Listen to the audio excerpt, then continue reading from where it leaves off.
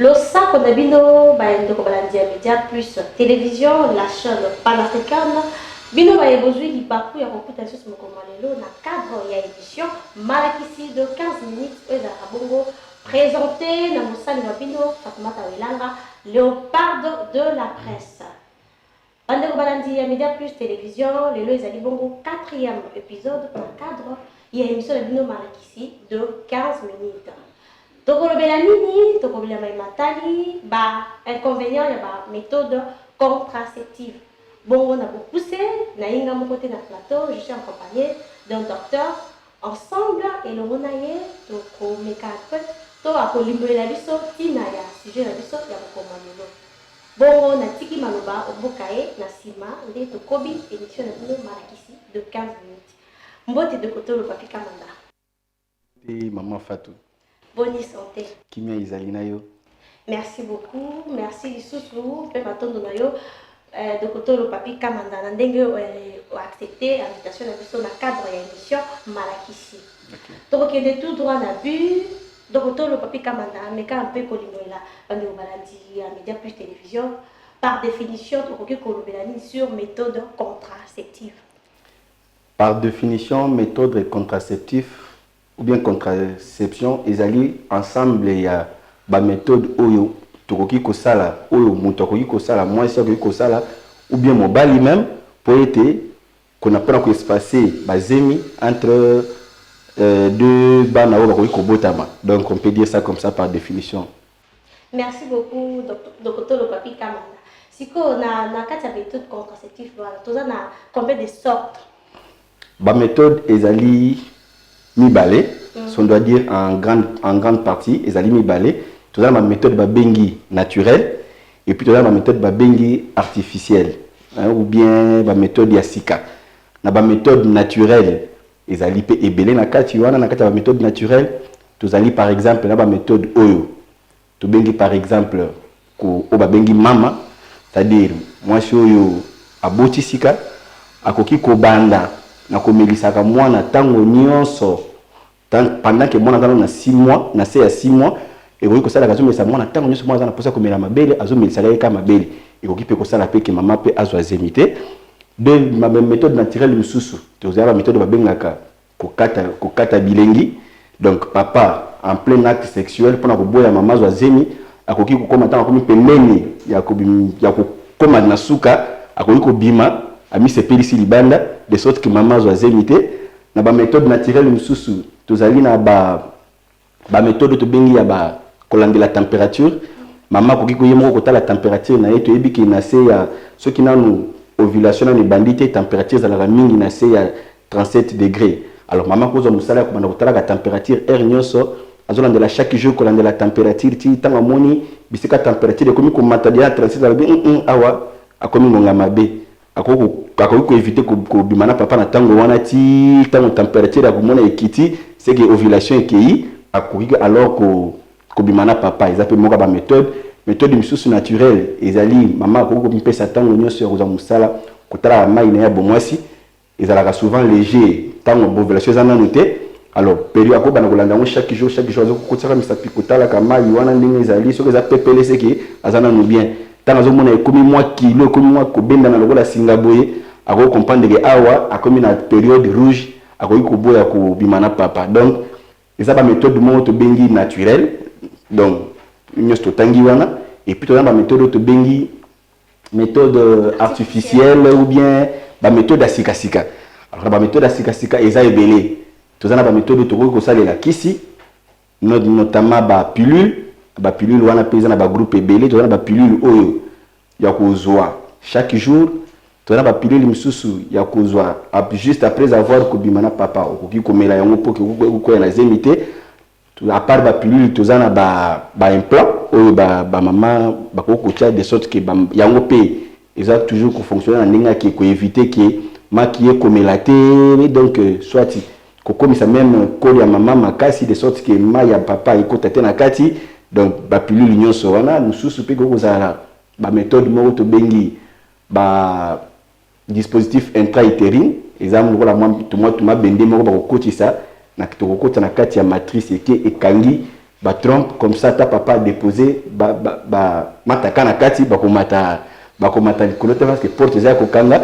Troisième méthode, tu as même une méthode chirurgicale. Donc, tu même coopérer, opérer papa, to maman, opérer papa, maman, bakandi ba trompe, tu as trompe pour azazénité. Et puis, il pas papa peut toquer, peut toquer, il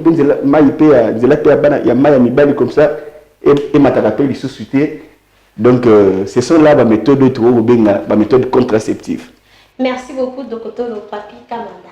Est-ce qu'il y a une grande différence entre méthode contraceptive naturelle et artificielle? Différence à mon aile et Ezaline?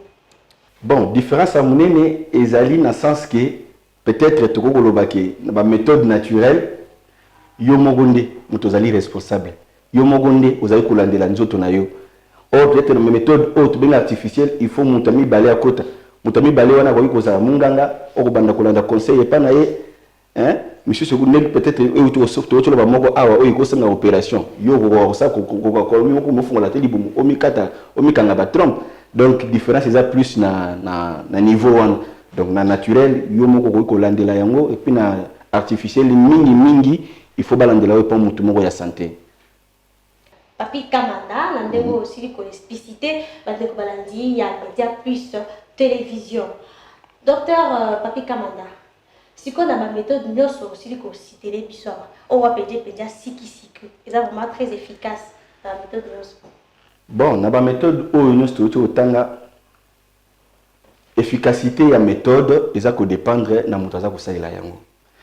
Par exemple, la méthode artificielle, la méthode très important. Ils ont par exemple la méthode de la barrière physique. La barrière physique, tu as un préservatif. Le préservatif, il y a deux types. Tu as un préservatif externe. Il y a un préservatif interne. Le préservatif externe, il y a un préservatif interne. Il y a à part le préservatif, tu as un spermicide. Tu as un spermicide. Il y a un de sorte que même quelques temps avant Bimana Papa, il y a un mousse, il y a un maï, il y a gel, de sorte que papa déposé. Qui si on est comme mataka on a comme ça au côté technique na cadre. Donc c'est tout ça sont des méthodes mais efficacité na ça dépendre na mutako salel. Même ata préservatif na nuance peut-être préservatif et l'équipe peut-être nuance mais na préservatif on peut supposer ça là on mabe ko pas souka tantôt pe ko kipe ko si taper dimi yozo continuer alors que yozo continuer de pamba donc la méthode na nuance wana ezaka ka ça l'éliminer comme tu as toujours très important. Et ça les cas mutezali très important, merci beaucoup, Papi Kamanda. Docteur, est-ce que dans la méthode contraceptive artificielle, il y a un inconvénient, les alliés? Bon, il y a un inconvénient, les alliés de part et d'autre. Même dans le naturel, il y a un inconvénient, les alliés. Même dans l'artificiel, il y a un inconvénient, les alliés. Comme on dit souvent, ni jamais, en médecine, ni jamais, ni toujours. Ou bien ils n'ont jamais boité, inconvénient ils allaient belé, ça dépend de la méthode tout ça. Par exemple, tout ça les méthode artificielle chirurgicale. Ils ont opération ça a risque pour l'anesthésie parce que c'est anesthésie. Opération, ils ont pota peut s'infecter. Là parmi les inconvénients méthode la méthode artificielle, monsieur sur une autre c'est inconvénient, c'est pas un préservatif et donc autoboga. Ce qui est toboki, et l'autre qui est là, il pour nous zémité. Mais tant que toboki et que mataki coûte na katize mikoya. Donc, na ba pilule misusu, par exemple la pilule, il y a la pilule misusu oyo et que ça là que non. Surtout ça. Maman à un moment donné a eu comme on a peut-être ba règle été, hein? Donc misusu pe ko kata ba règle. Moi si misusu pe ko mona ko la azoma na ba règle été zani ti kozanga ki bo moi si na ye. Ya za na posa mona ka makila wana chaque mois.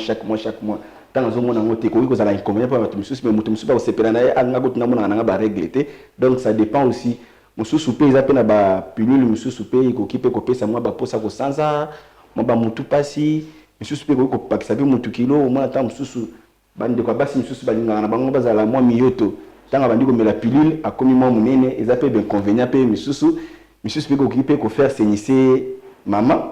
donc les alliés, mais ce sont des choses qu'on peut gérer facilement. Voilà. Merci beaucoup, Docteur Papi Kamanda. Docteur Papi Kamanda, nous un peu sur un point. Préservatif, ça fait partie de ma méthode contraceptive, non? Oui. Et le pilule auto-utilisé à Kawana. Si que ngai na banza été la plupart de la jeunesse congolaise, surtout Bassi, Toki Maramba ou na makamotali ba pilule, tout ça là, au lieu de préservatif.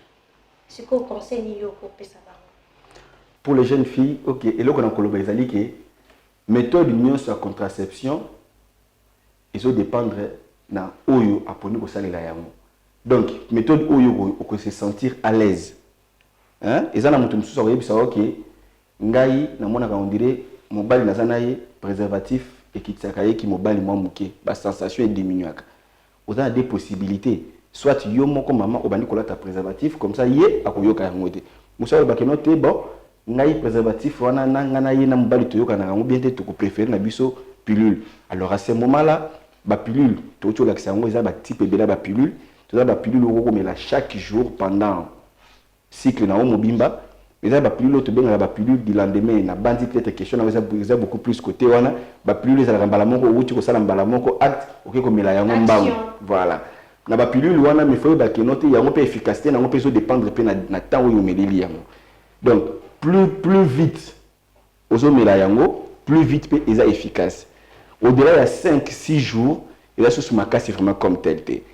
Olandi. Donc ça dépend, c'est d'abord un choix, il y a motoyo, choix où il y a qu'on se sentir à l'aise. Ce qui a bandi qu'il y a qu'on se sentir à l'aise dans la pilule, il suffit juste à expliquer le lingue correctement et puis il va s'impliquer à l'andela correctement de sorte que est la plus efficace. Ce qui a pensé plus pour les préservatifs, oui, il faudrait aussi que ça peut préservatif pour être la plus efficace parce que de tous les deux côtés, ceux qui ont impliqué dans la kati, l'échec est toujours probable. Merci beaucoup Docteur Papi Kamanda. Na ko banza été bandeko ya Média Plus télévision, ba ko landa na limemia. Tina nini ya sujet na biso ya mokolo mwalelo. Docteur Papi Kamanda, sikoyo message vraiment très clé pour na ba couple pambate to komi na suka ya émission na biso malakisi de 15 minutes. Message clé pour na ba couple o ba kolando, méthode fiable ba ko sala comme choix pour na ko espacer naissance sans inconvénient. Le message reste le même et c'est ngeli ko solola na munganga ko pona ensemble na papa na maman méthode nini est la plus efficace parce que même na ba méthode naturelle wana tout ça, ma méthode, surtout le bel qui était abstinence. Ils appellent moi ma méthode. Donc, Bobby qui n'est toko bimate. Donc, toko bim ensemble était pendant un moment, une année, 2 ans. Si vous voulez supporter, tant mieux. Si vous supporter, alors à ce moment-là, vous venez alors à l'hôpital. On va vous montrer les différentes méthodes de notre awa. Et c'est ensemble dans couple toko pour la méthode mini est la plus efficace pour la bango. Mais jusque-là, le méthode des apina ma casse peut-être c'était dans les cas à part na où est allé chirurgie surtout pour la chirurgie plus pour la bateau bah c'est bandimi to robota ka les sous-souté to ndimi que to suki awa à ce moment-là on peut leur proposer pour eux la méthode la plus efficace peut tout simplement être une chirurgie to kangi ba trompe à maman et sili pour baser sur na posa ko baser sur na programme ko botate. Alors peu importe le couple même couple habité puis ça peut se passer pendant 3-4 ans to ça ba bon ça là ba implant et ça aussi plus efficace sans problème aussitôt balongoli implant kobota izongeli donc c'est au couple de venir discuter ensemble parce que les cas aussi diffèrent d'un couple à un autre. Je peux pas dire que pour un couple il faut boy donc c'est au couple de venir il te proposer la méthode wana nyonso wana et c'est au couple de faire ce choix là la méthode est plus efficace pour na bango baton do kotolo Papi Kamanda na banza été to combina suka et émission de malakisi de 15 minutes donc kotolo moi mabanga na bande ko ba kolanda moi 2-3 mabanga penda comme tel thème sinon on a fait simbote na baonyo so ba komona landanga na émission oyo voilà d'accord. Merci beaucoup Docteur Papi Kamanda na ndingo au 10 invitation dans le cadre de l'émission Malakisi. D'accord. Et puis, ils ont un livre, ils ont publié un livre depuis le mois d'avril, le 20 avril. Il a publié un livre pris en charge il y a préclampsie. Donc, il y a tension à base, il y a Zemi. C'est un très bon document. Ils ont déjà Et ce Tekama déjà, vous pouvez acheter ça en ligne sur Amazon, la plateforme sur Tekama déjà. Là, Tekama bien que éditeur Azana Poto, alors à moi, Kouyatalo, tous les côtés, la négini Koutana, ba éditeur, il y a AWP, le même livre, bah, mais quand on a prix abordable, mais déjà disponible, donc voilà. Bande Kobalandi, il y a Média Plus Télévision, la chaîne panafricaine. Donc, comme on a Souka, il y a une émission de Malakisi de 15 minutes pour les qui vont présenter Namosa Liwabino Fatouma Tawelanga, léopard de la presse. Bande Kobalandi, comme on a Souka, un grand merci. Nalibota Nanga Mobimba, il y a Média Plus Télévision. Papa Sylvain, la Belgique, Nalibota Mobimba, le sac on a yo. Le sac on a coordonnateur Nangai Alain Moulumba, rédemptrice en chef Karine Vili, le sac on a yo maman et si que les amis yo. Nassi Maya caméra, namoni bongo Mike Massé Maximus. Balobi tato soka asimbi micro, asimbi image, il faut yo kelengi. Yika piko na mosala kitoko boko sala nzambe akosunga bino. Judith Welanga, motema ya brel aussi c'est maman na Nicolas na kata Italie, des gros bisous à toi. Mon oncle Norbert Marco Litonda, balobi noko ya bozu wapi, ni baraya kaka na famille Marco, Bertin Marco, Coratin Malombo, des gros bisous à toi. Tania Kikolo, ma collègue que j'aime bien, sans oublier Jessie Walker. Balobi côté ya émission sport ya Zali.